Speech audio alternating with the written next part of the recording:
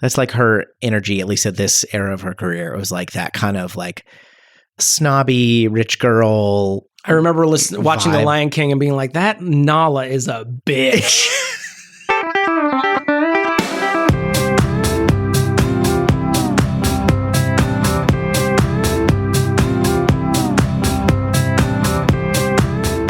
Welcome to Your Inner Child is an Idiot, the podcast where we look back on things from the past and see if they were any good to begin with. My name is DJ. Way to just self-edit in the moment. This is from our childhood. This is like 1993 or something. I just have forgotten how to speak is the main thing. How you doing, Damon? I'm Damon. Did you say your name? I don't think I did. Say it again. I'm saying it now. It's a good name. We're talking about The Cutting Edge, starring Moira Castleton.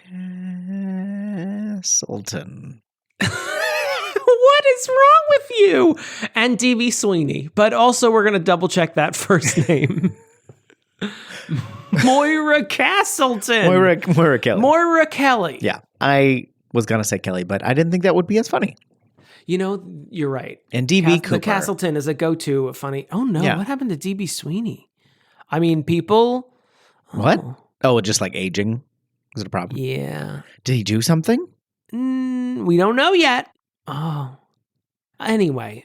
This movie, D.B. Sweeney plays like a washed up hockey player, and then Moira Kelly plays like she's not washed up, she's like a top figure skater, but she has just been burning through her skate partners. Right. She's a double skater. And this may or may not... difficult to work with. Yeah. Sexually charged. This may or may not surprise you, but I've seen this movie probably a dozen times. I love this movie. And so... Is this the proto Happy partners. Gilmore? Yeah, maybe. Because doesn't D.B. Sweeney's character, isn't he... washed up hockey player.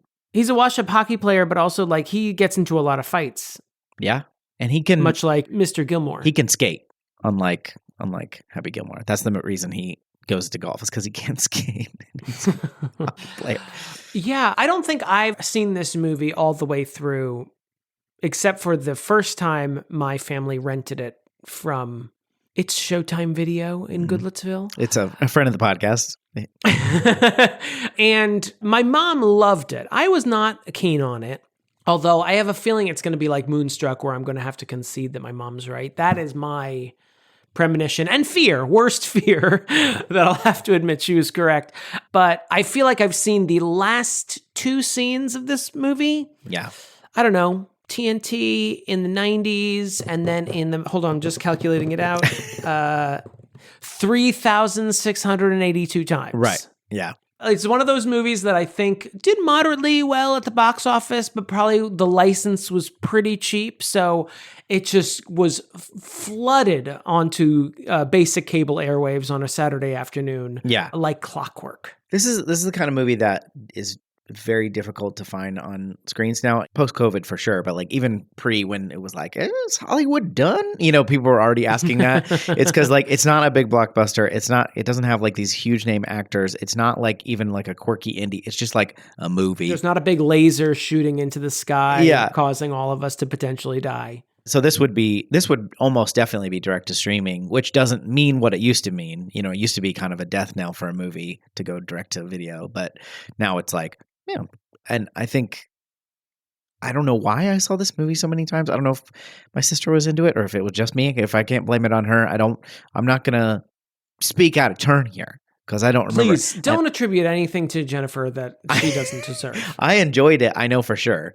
I don't know my concern with revisiting this movie. Okay. Is that the relationship, it's intentionally, you know, a very like cold at first that becomes warm over time, right? Like she's very frosty to him and he's very mean to her, and then over time they fall in love. But it might be too mean and then they become nice too late. I could see that happening because I do remember it being very snippy, and that can be charming, but then after a while you're like, okay. It's like if you're around a couple that argues a lot and they're like funny and snide, and then after a minute you're like, hey. Do you like anything about each other? Any chance we can just snark it down a notch? Yeah, I mean, I can see how that would be. a concern. I'm probably also remembering that she's difficult to work with is often like bitches be crazy, basically shorthand for women. So I'll probably be on the lookout for that. It just means she didn't immediately want to sleep with you, usually. Right. So I'll be on the lookout for some casual sexism. I'm sure it's in there. Otherwise, I am looking at the cast list and I am surprised, like, there is not a lot of big names in this. It's not a very big cast. Like, there's their coach, there's her dad, who's an actor that you'll recognize, a character actor. I can't remember his name. Is it the guy from Lost? Yes. Yeah. Yeah. Terry O'Quinn. Terry O'Quinn, that's right. And then there's other characters, but those are like the main named characters, and that's kind of it. Yeah. They both have like significant others, like boyfriends or girlfriends or whatever when they first meet, but they're almost complete non-entities. Yeah, it's just not a very big cast at all. I think you're right that this would be a movie that would go to streaming and soon be lost in streaming because, my algorithm doesn't push me towards, figure skating movies with strong female leads. Well, on one hand, I think that's fine. And there's more movies coming out than ever before. But also on the other, it's kind of sad because I really enjoyed this movie and this would never be like served to me now. And I would never occasionally just, if I trip, say, topic, which is really sad for everyone. This is why A.O. Scott stopped writing movie reviews for the New York Times. This is the exact reason. The loss of the cutting edge style movie. Not his words, but it's what he meant. If you really read between the lines, he was talking about the cutting edge. We all know what you meant. A.O. A.O. A name that can only be used in Ayo! Do you think when he walks down the halls in the New York Times, that's what they say? Not anymore, but during his tenure there. Ayo! Getting coffee. Ayo! Deej, answer the fucking question. My brain was desperately searching for both who is A.O. Scott and B. DJ, I want to know, do you think when A.O. Scott worked at the fucking New York Times, when he walked into the break room and someone else was there, did they say, Ayo? Just answer the question. We're going to watch The Cutting Edge. We'll be right back. I refuse. Ayo.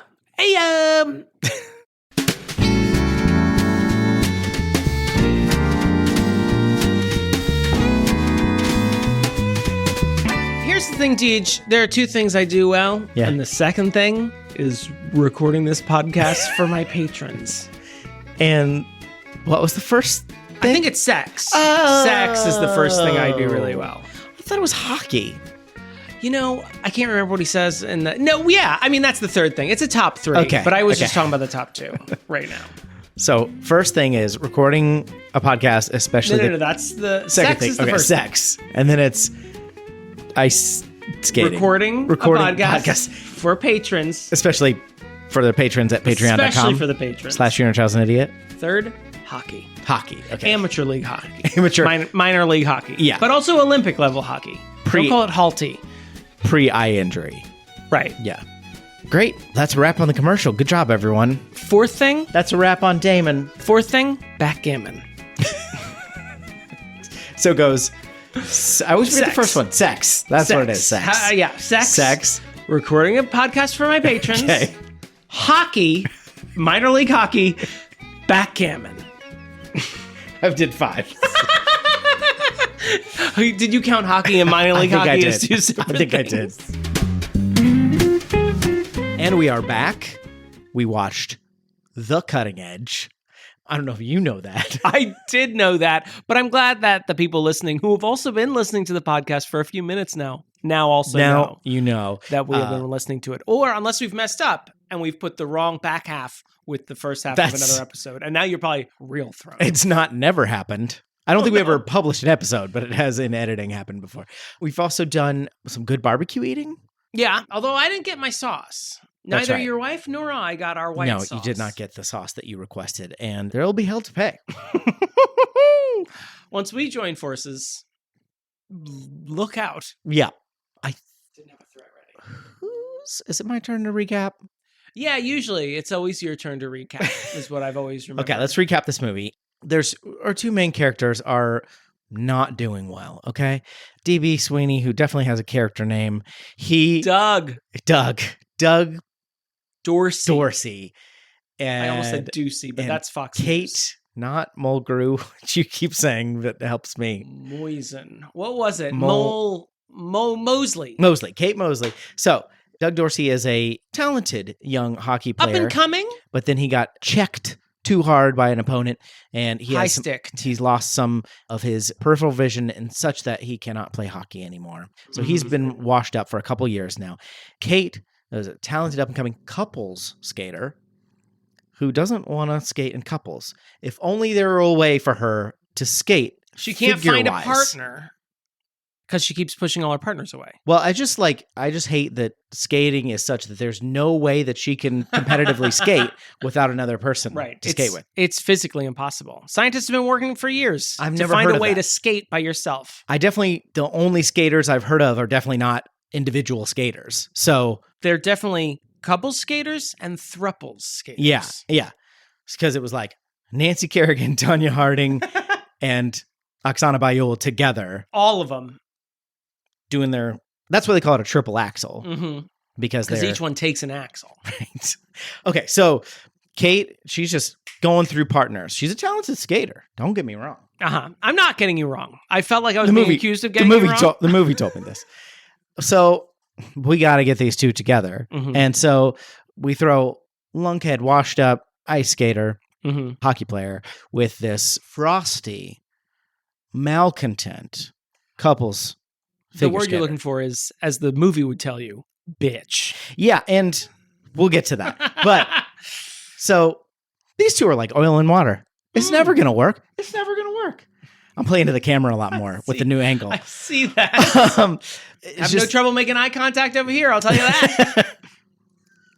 But there's no way this is going to work. There's no way that they're going to come together, get to the Olympics together. Oh, there's certainly no way that they're going to fall in love. No, I mean, they're so many steps removed from falling in love. They hate each other. That's the furthest you can be from love, isn't it? Let the world around us just fall apart. But baby, we can make it if we're heart to heart. I just realized that doesn't really make any sense. No. If we're heart to heart? That's not a phrase. I guess you just made up a phrase for the song. They were probably thinking of the show Heart to Heart. It's like a cop show. Well, it was two wealthy people who solve mysteries. Robert Wagner, and I can't remember the wife's name, but they were the Harts. Joni Hart. And I believe Ernest Borgnine played their chauffeur. Are you making this up, or was this a real thing? No, this is a real thing. If I was making it up, I would definitely have an actress's name ready for the wife. Anyway, all that does come to pass. Kate Mulgrew They do succeed. They do succeed in getting to the Olympics, at least. They do. They are in contention. They do fall in love. And they do this crazy trick. We don't actually know if they win or not. Right. It's not important. It doesn't matter. They won the ultimate gold medal. It does end a little bit like The Sopranos in that you know what happens, but you don't see what happens. I kind of... Lauren was upset by the ending. She was audibly. She was very upset that they did not show them like on the stands. Yeah, like winning together. I don't mind it because it's like this is the important thing. This is the emotional catharsis. They kind of end with the climax. Surprisingly, there is no denouement. In this movie. It is the movie's over. Get the fuck out of the theater. The denouement is the 2 minutes and 30 seconds you spend watching the credits with a zero post-credit sequence. Coming down. Yeah, they did not set up the cutting edge universe that surprisingly exists. It actually exists. Yeah, that is the cutting edge. Well done on a great recap. Thank you. I pride myself on my 9-minute recaps. Have I? No. Oh. Just needlessly making me self-conscious about my joke. I got so mad. I feel like we have to... I thought about where I was going to bring this up, and I feel like I swear to God. It's very precarious, this whole setup. I'm sorry. No one gesticulate at all. Keep it in the box. I was trying to think of where I was going to bring this up. Yeah. Direct. Okay. I was trying to think of where I would bring this up in our conversation. I think I just got to get it out of the way right up front. Yeah.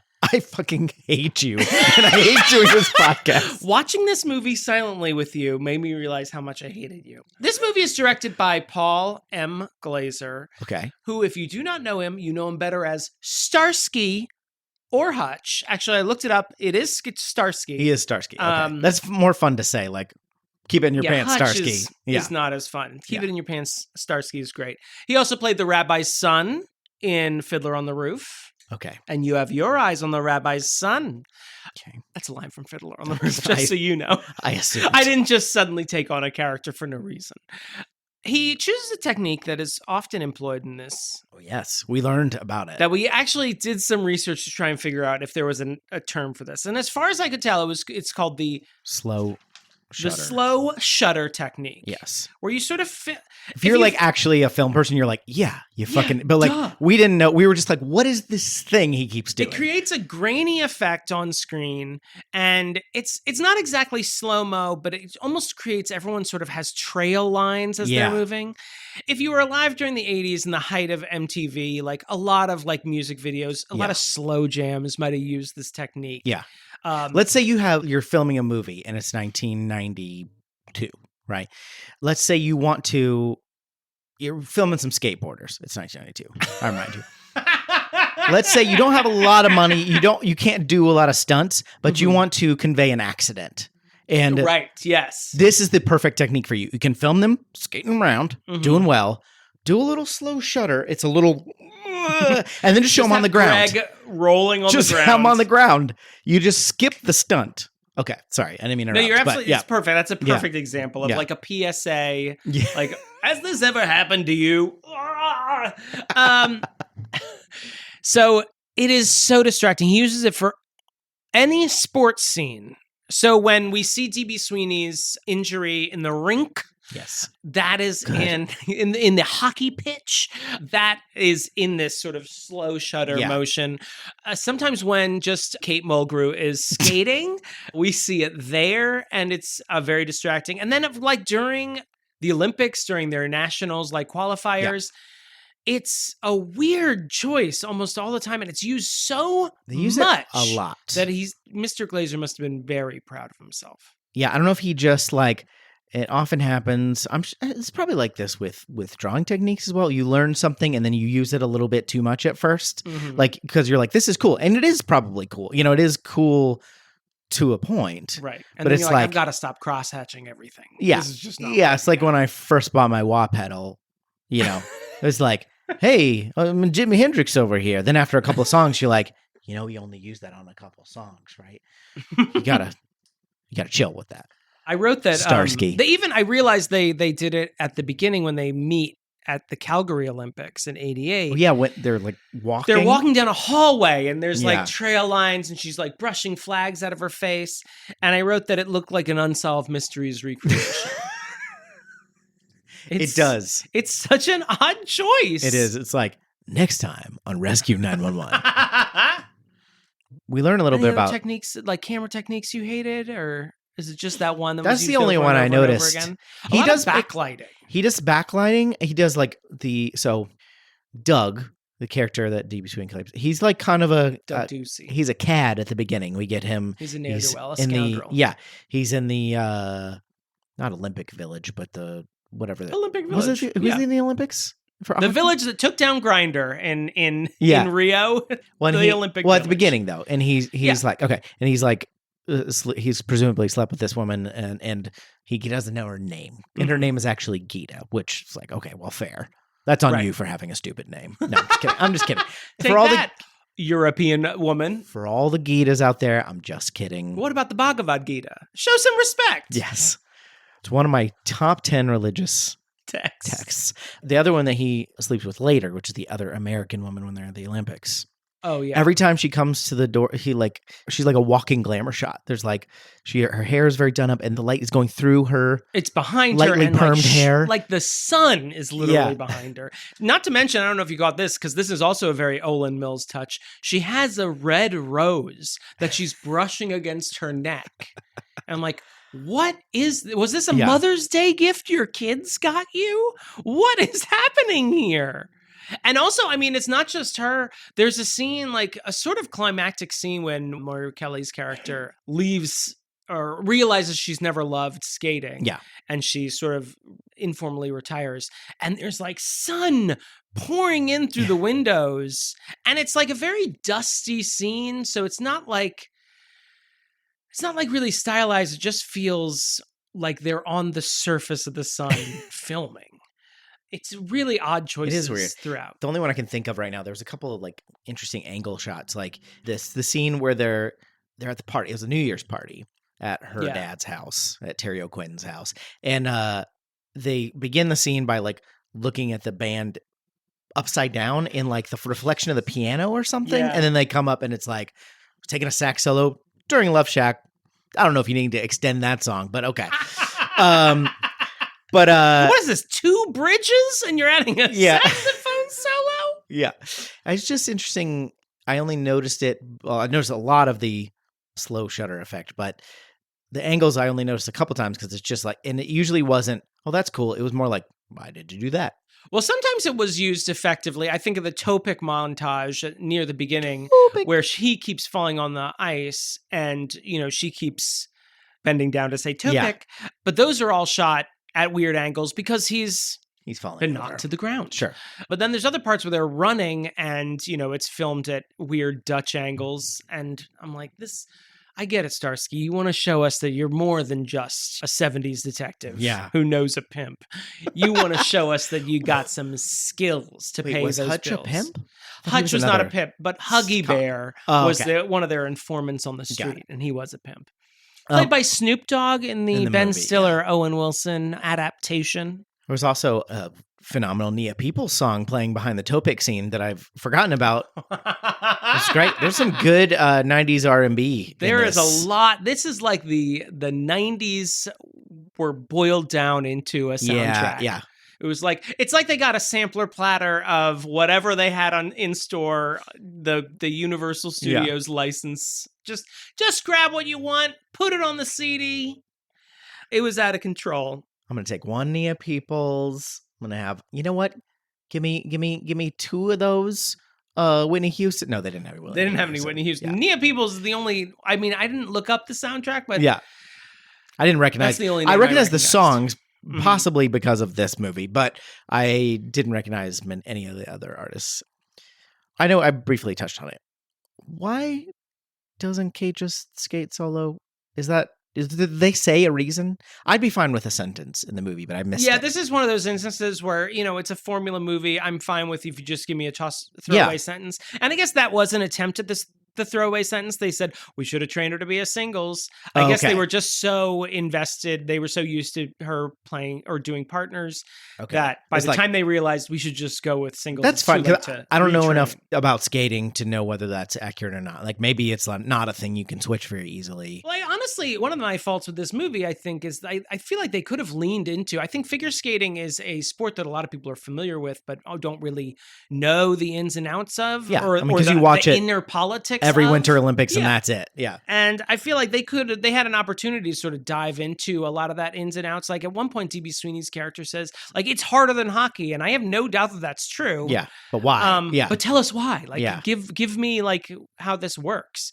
You didn't get that from him icing his hip bones? I did see that. I mean, I saw why he did that. He kept falling over, but I feel like even after you get past the initial like learning curve, I think it's very difficult. And I feel like they could have taken the opportunity. I'm sure that's true. Yeah. How do you feel about, did the icing hip bone scene do anything for you? Where are you on the DB Sweeney-meter? DB Sweeney is the type of guy I would say, I think he's attractive. He's got hottest guy at your high school vibes. Yeah. Like he's not movie star like hot. He's like the hottest guy in Duluth, Minnesota, which is what he was his playing. character's from. Yeah. Which makes him very relatable and like kind of like sweet and like accessible. It's kind of like don't say accessissible, but the puppy dog energy. Yeah. I don't think he breathes through his nose a lot, that kind of. But there are a few scenes where he's shirtless and you're like, what's going on? You got your little, you got your man tits out. Those are kind of nice. Got a little broad shoulders. No, he's very cute. He's got a boyish like look to him. I'll tell you, Moira Kelly, she can get it. She is also very cute. Although, I mean, I kept looking at in some scenes, she is so wee against everyone else. She That she she plays looks very like, I mean, she's got this 16. like spoiled right. brat energy, which I think leans towards that too. But that's kind of like, she has that, that's like her energy, at least at this era of her career. It was like that kind of like snobby rich girl. I remember watching The vibe. Lion King and being like, that Nala is a bitch. Let's talk about it. So the movie calls her character Kate straight up a bitch, and yeah.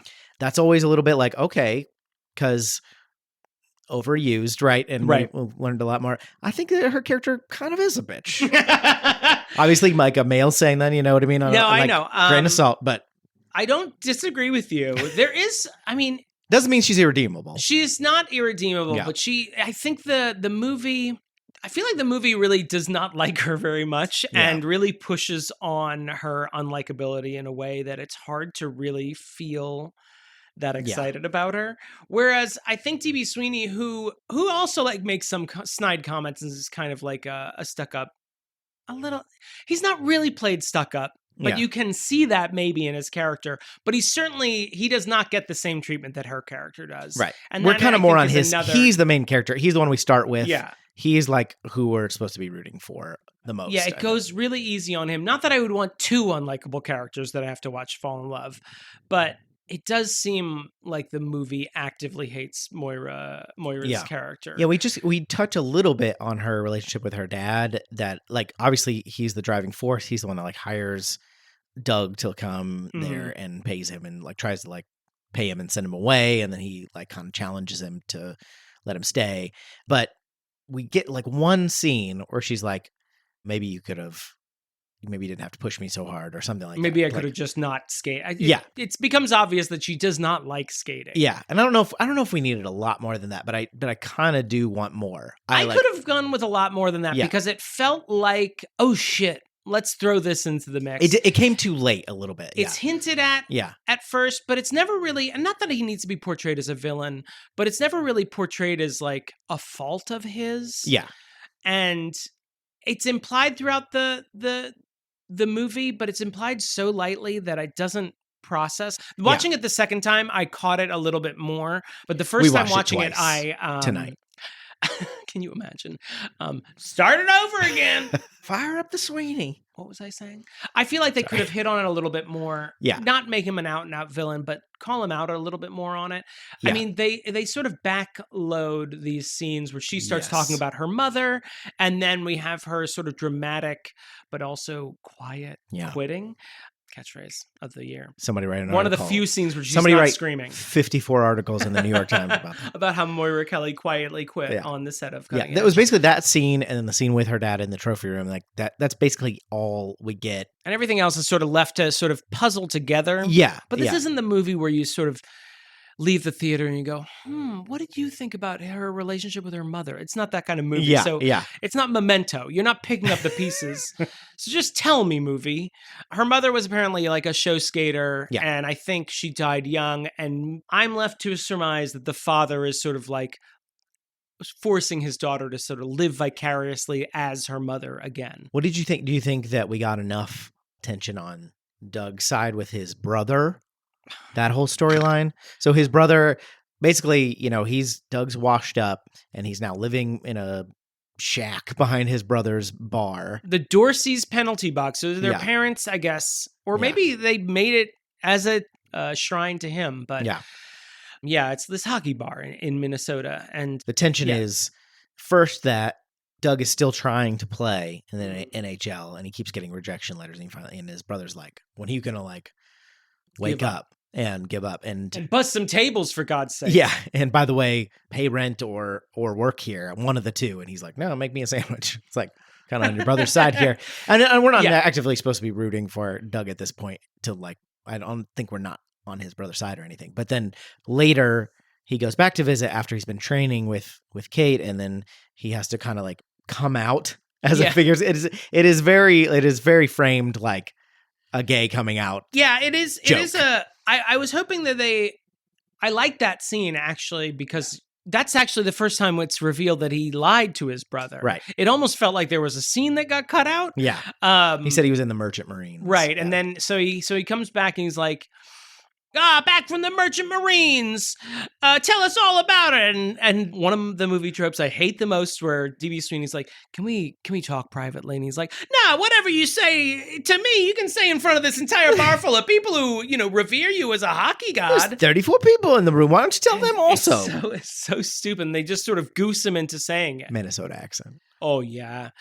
Yeah, and it is framed in this weird way, and it becomes like this source of tension just for 2 scenes between him and his brother, where his brother's kind of making fun of him for this, making fun, but also like earnestly pleading for him to like, don't humiliate yourself doing figure skating. Right. And I wish we could have gone into that a little bit, like see the lie in action, see him being kind of ashamed of it, because it is sort of a surprise about halfway through the movie that he hasn't told his family that he's doing this and that he's like kind of ashamed of it. And I felt like that's an interesting aspect to his character that we could have delved into, the sort of toxic masculinity and the fear of being in figure skating. And we did it made sense for his character too, because like at the beginning he's like, I'm a hockey player. I'm just doing this. I think it fleshes him out more. Yeah. Like, because he has an arc about it, and he learns to respect figure skating, especially because like we see, what's his name? Tsar Nicholas II come and give him figure skating skates.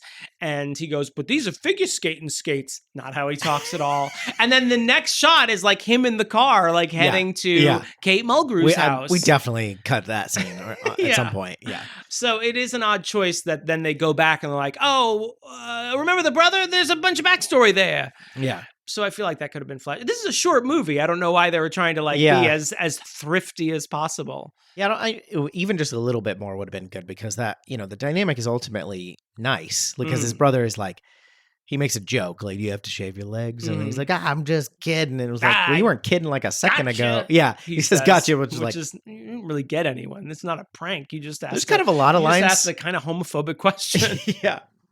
Why don't we get to that? There's kind of a lot of those lines. Like, okay, I think, to me at least, most famous sequence in this movie, which is the toe pick sequence. So he discovers, what is this little thing on the front of the skates? And it's like, oh, it's toe pick. And then every time he falls over, not knowing how to skate with a toe pick, she goes, toe pick. Oh, right.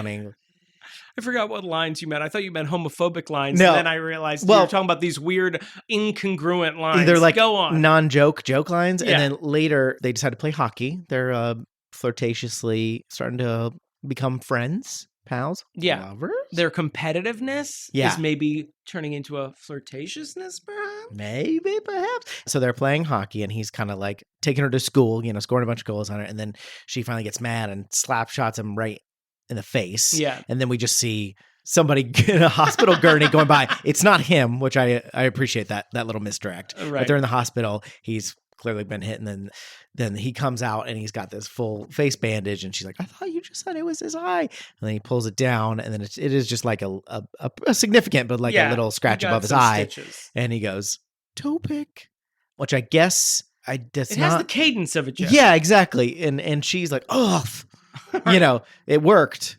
What's the other one?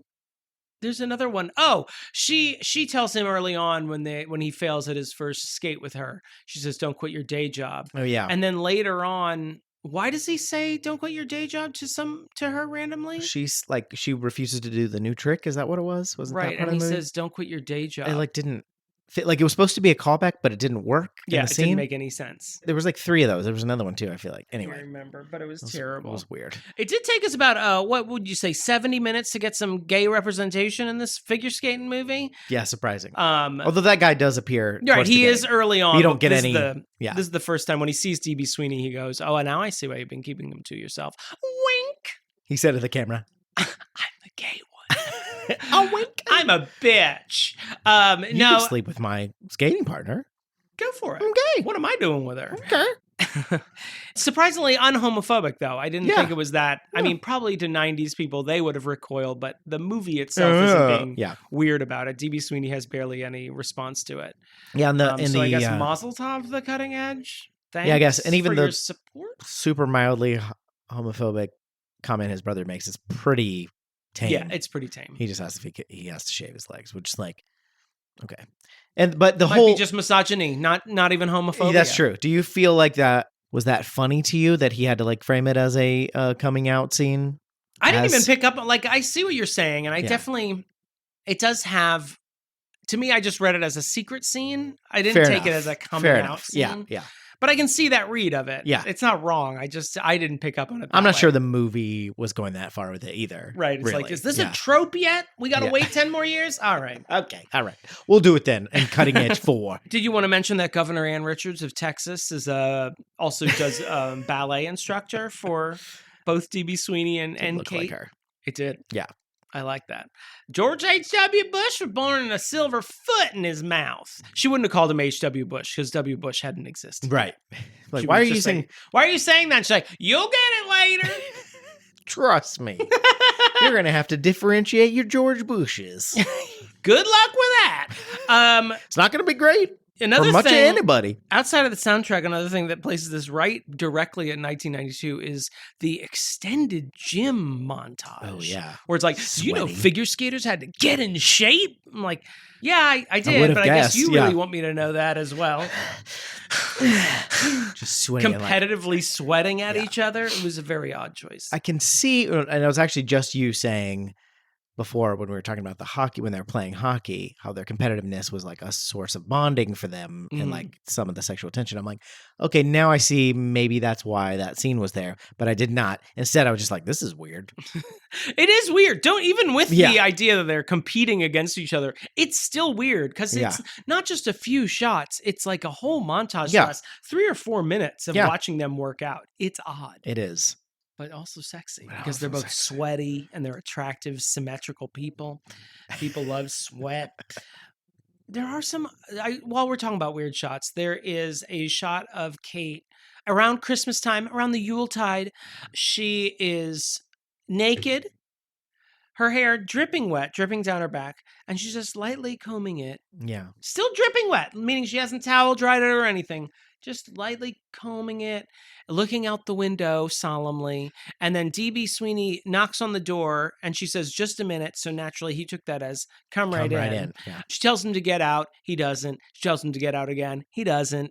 That's a weird scene. Then they have a competitive thing where they're trying to wake up early each other. Yeah. And to just get there. To get there first. Yeah. And I guess practice by yourself for partners figure skating.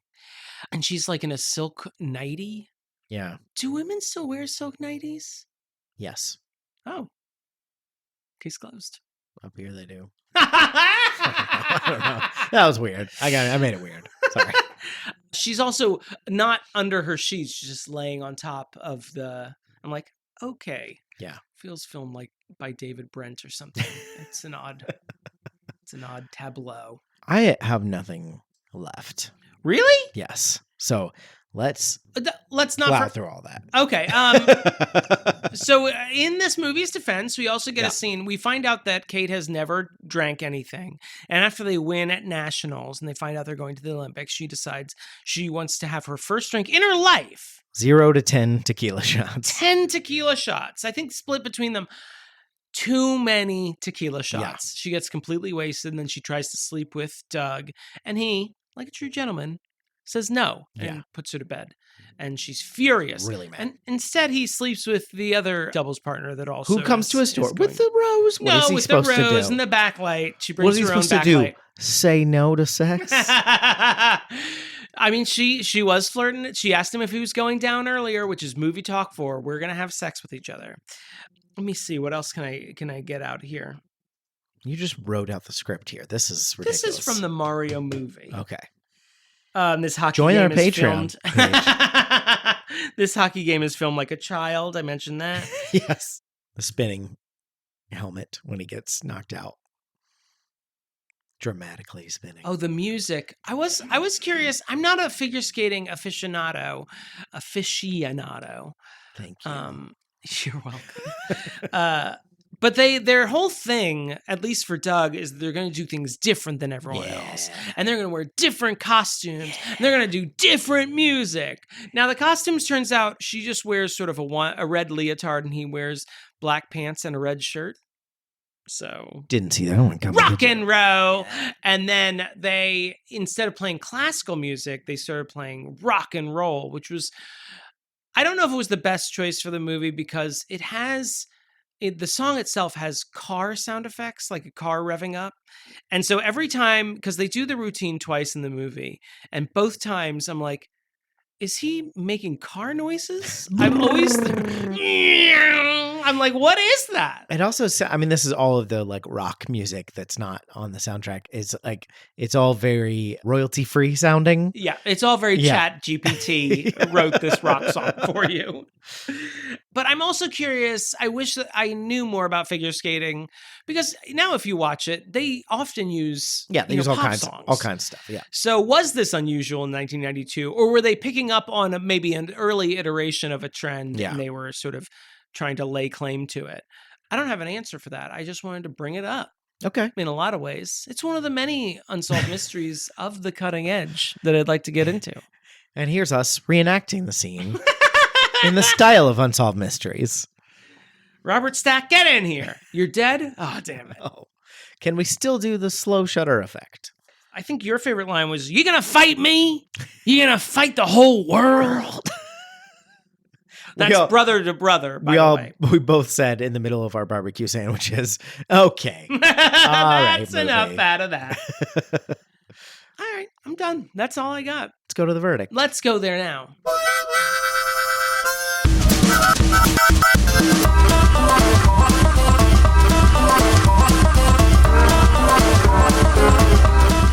Damon, what is your verdict?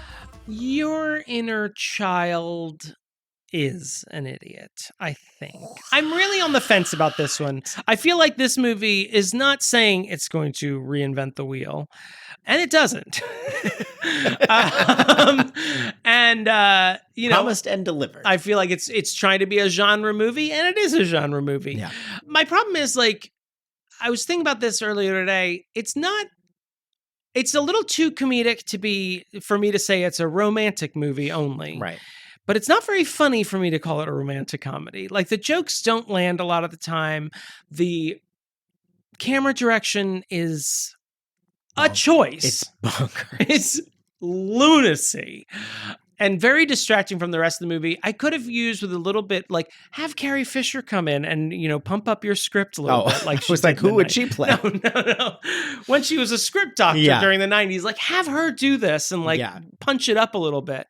Could have used a few more laugh lines. Everything, like, all the sort of pithy one-liners seemed kind of generic. I think both of the characters are on the right side of, like, maybe Moira Kelly's on the wrong side of, like, being a little too much of a bitch and a little bit too much of a spoiled brat. Yeah. To the point of being a little too unlikable. Yeah. But nothing, like, insurmountable. It just is, I think if I watched it for the first time today, I would I could feel it draining from my brain. As you're watching it, the first half is gone. Wait, they have names? I'm not, he's a hockey player. He can't do figure skating. Damon, the movie just ended. Did you not see the movie? I do appreciate a movie that just ends. Just like, done, credits. Yeah. Because then you don't have to deal with your mom, like, saying, what do you want to do after this? Did you want to go to McDonald's, or you want to go to a sit-down place? We go to a sit-down place. We're going to sit in the lobby for hours. It's Saturday, and we don't have a reservation for Olive Garden. So I'm leaning towards McDonald's, but, it's nice to have a good meal. This is all happening during the credits normally? Or during the denouement? During the denouement. No, she would never. So, yeah, I'm going to have to say your inner child is an idiot. Damon, you ignorant son of a bitch. No, I actually am on the exact same page. Your inner child is an idiot, and I don't understand exactly why I've seen this movie so many times in my life. It's cheap license for TNT. It must have been, like, I think we touched on that in the intro. I think, like, it must have been just on a lot because I've seen it enough that it seems like it should be a significant movie to me. Mm-hmm. But watching it back, I'm like, well, this isn't very good. It's not even very bad either. It's just sort of like forgettable. So if you're asking, should I revisit this, I think it's better where it is in your head. If you're like I kind of wish I hadn't rewatched it again because I had ruined the mythos. Yeah, I kind of like put this up as like, oh, that's like a B+ charming comedy. Now I'm watching, it's like it doesn't even reach that level because it's like you said, it's like the jokes are just not there or not very funny. But There's it's a also, reason you only remember Topic. Yeah. And I still like, you're still like kind of rooting for them and you are like kind of glad they end up together, but it's all very like, I mostly don't care, but I'm okay with these two attractive people getting together. Yeah. It's just not very, it's not great. And even the soundtrack, which we were grooving to, it's got like 2 or 3 of the songs where I'd be like, oh yeah, I could listen to that again, but mostly it's just like very of the time. We're like, and very calling attention to itself. Just there were scenes where you'd have one like, montage scene cut to a new song with a new montage. Yeah. I think there was the workout that went into the running and they both had different songs playing. And it was like, this is too much montaging of working out to different R&B songs. You don't need to. Movie. Starsky. You don't need to do this. What do you think, everybody? Email us, yourinnerchildidiot@gmail.com. You can text us or leave us a voicemail, 615-576-0525. And now they're going to see me reading. Oh, boy. They think I memorized these names. That's what the patrons pay for. We want to thank our patrons of the show, including... Just Cuz. Lindsay Halik. Scalfasaurus. Beth Surmont. Karen Curd. Larissa Maestro. Lindsay Nell. Particle Man. Shit on the Cartouche. T. Smith. The Elusive fan Gromkin. Captain Jean-Luc Picard. Caroline Amberson. Demons are streaming. Flawless. David Mort. Dr. Malcolm's Heaving Bosom. Dramatically placed hot dog. Heather Tuggle. Hizoner the Mayor. Jackson has an unhealthy obsession with Damon. Who wouldn't? James Taylor. Jeremy Powlen. Jonathan Day. Josh Frigo. The Hands of Fate. The McWilley House of Cats. The supreme ruler of this podcast. The Zesty. Tommy Boy is my favorite movie. I'm sorry. Can you just so we can get a clear take of that one? Tommy Boy is my favorite movie. Really? Anyway, back to reading the patrons. Travis Vance. Thank you all very, very much. We really appreciate it. If you want to support the show like them, patreon.com/YourInnerChildIdiot. You can just use your name. You don't have to do some sort of like weird prank. You can just use your name or, do a weird prank. I don't mind it at all.